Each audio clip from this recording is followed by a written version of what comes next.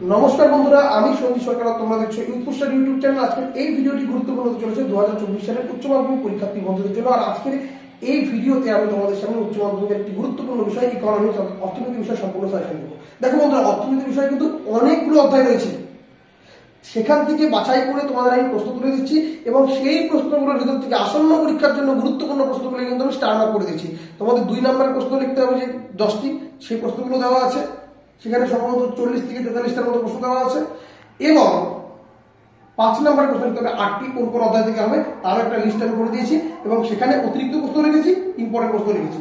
Important প্রশ্নের পাশে কিন্তু স্টার মার্ক করা আছে। তোমরা আগে স্টার মার্ক প্রশ্নগুলো করবে, তারপরে অতিরিক্ত প্রশ্নগুলো করবে, তাহলে দেখবে আশা করছি কোনো বিষয়ে তোমাদের কোনো অসুবিধা হবে না।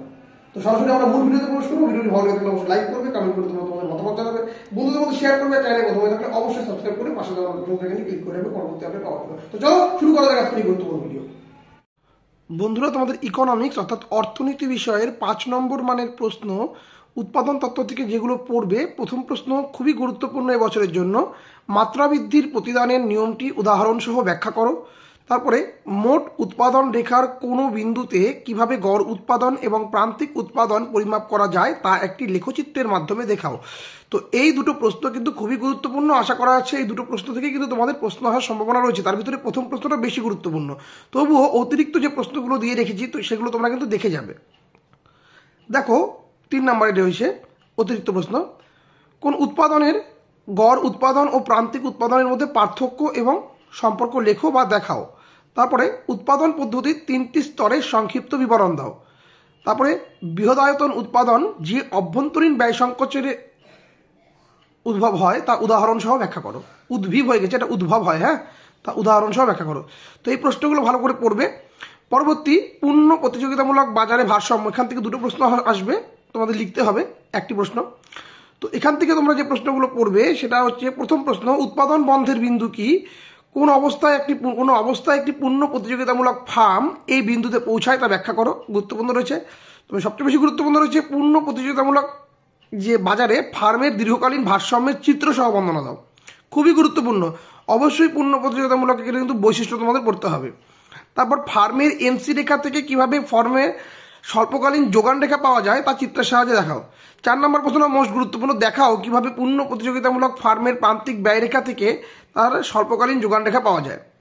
অতিরিক্ত প্রশ্ন তোমরা দেখবে অবশ্যই, পূর্ণ প্রতিযোগিতামূলক বাজারে কোনো দ্রব্যের দাম কিভাবে নির্ধারিত হয় তা ব্যাখ্যা করো। তারপরে পূর্ণ প্রতিযোগিতামূলক বাজারে দীর্ঘকালীন দাম নির্ধারণের চাহিদা বা যোগানের কোনো ভূমিকা আছে কিনা তা ব্যাখ্যা করো। এরপরে গ নম্বর দাগ, উপাদানের বাজারের দাম নির্ধারণ। এখান থেকে প্রথম প্রশ্নটি গুরুত্বপূর্ণ, খাজনার আধুনিক তত্ত্বটি আলোচনা করো, এটা মোস্ট ইম্পর্টেন্ট এবছরের জন্য। তারপর অতিরিক্ত তোমরা দেখে রাখবে তবুও, শ্রমের ব্যক্তিগত যোগান রেখা প্রসাদমুখী হয় কেন তা ব্যাখ্যা করো। পূর্ণ প্রতিযোগিতামূলক বাজারে মজুরির হার কিভাবে নির্ধারিত হয় তা দেখাও। তারপরে শ্রমের প্রান্তিক উৎপাদনশীলতা দ্বারা কিভাবে মজুরির হার নির্ধারিত হয় তা আলোচনা করো। মজুরির প্রান্তিক উৎপাদনশীলতা তত্ত্বের মূল কথা কি? তারপরে 5 নম্বর, বন্টনের প্রান্তিক উৎপাদনশীলতা তত্ত্বের আনুমানিক বা অনুমান ও ত্রুটিগুলি কি কি আলোচনা করো। খাজনা দুষ্প্রাপ্যতাজনিত খাজনা এবং পার্থক্যমূলক খাজনা সম্পর্কে আলোচনা করো।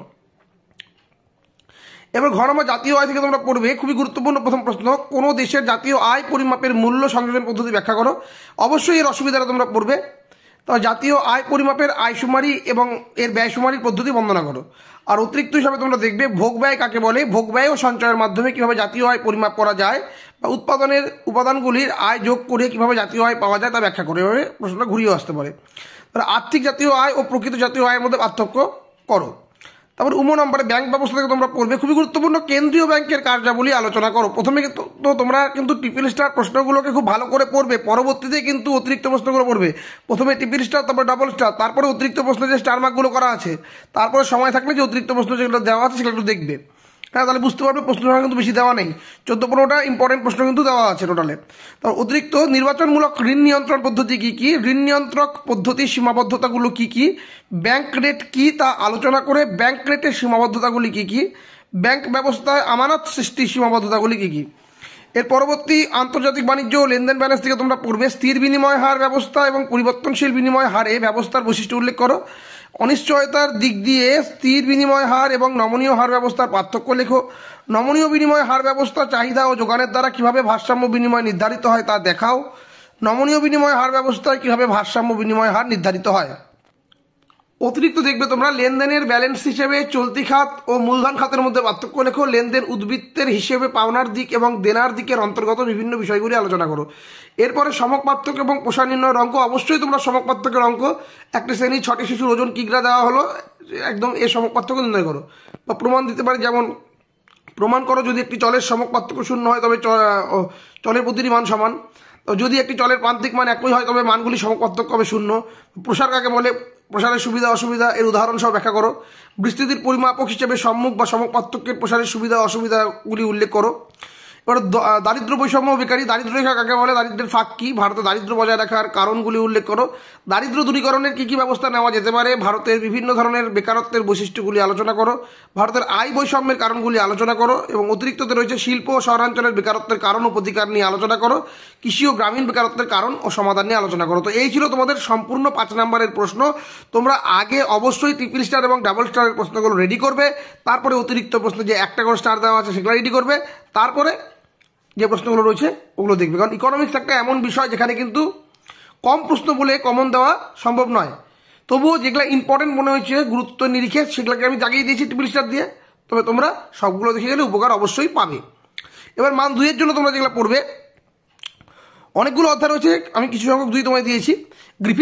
গ্রিফেন দ্রব্যের সংজ্ঞা দাও, ভোগ উদ্বৃত্ত কি, চাহিদার দামগত স্থিতিস্থাপকতা সংজ্ঞা দাও, বাজারের দাম স্থির থাকলে ফার্মের প্রান্তিক ও গড় রেভিনিউর সম্পর্ক কি, রাজস্ব নীতি বলতে কি বোঝো, ঘাটতি বাজার কাকে বলে, স্থির ব্যয় ও পরিবর্তনশীল ব্যয়ের পার্থক্য কি, ভারসাম্য বাজেট গুণক কাকে বলে, মুদ্রাস্ফীতি নিয়ন্ত্রণের জন্য 2টি রাজস্ব সংক্রান্ত নীতি উল্লেখ করো।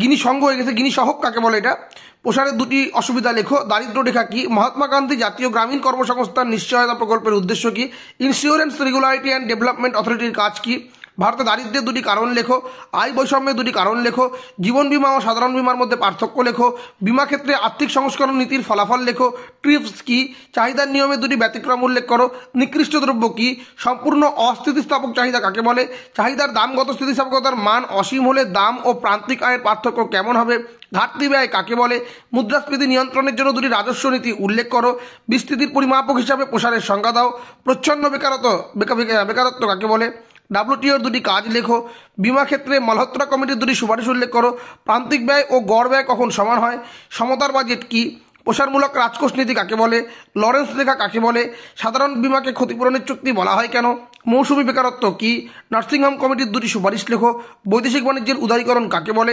প্রসারমূলক ফিক্সাল নীতি কি, ফিসক্যাল, কোনো ফার্মের প্রান্তিক ব্যয় কাকে বলে, চাহিদা আপেক্ষক কাকে বলে, সুযোগ ব্যয়ের সংজ্ঞা দাও, প্রান্তিক রেভিনিউ কি, নগদ জমার অনুপাত কাকে বলে, চলতি খাতে ভারতীয় টাকার রূপান্তরযোগ্যতা বলতে কি বোঝো। তো এই হচ্ছে তোমাদের টোটাল 2 নম্বরের প্রশ্ন। তোমরা চাইলে এটা কিন্তু স্ক্রিনশট নিয়ে নিতে পারো। তো এই ছিল তোমাদের আজকের ভিডিওটি কেমন লাগলো অবশ্যই লাইক করে জানিও, কমেন্ট করে তোমাদের মতামত বলো, অবশ্যই বন্ধুদের মধ্যে শেয়ার করো, চ্যানেলে প্রথমে দেখলে সাবস্ক্রাইব করে পাশে দেওয়া নোটিফিকেশন বেলআইকনটি ক্লিক করে রাখো পরবর্তী আপডেট পর্যন্ত। চলো আজকের মতো এখানেই শেষ করছি, দেখা হবে পরবর্তী ভিডিওতে।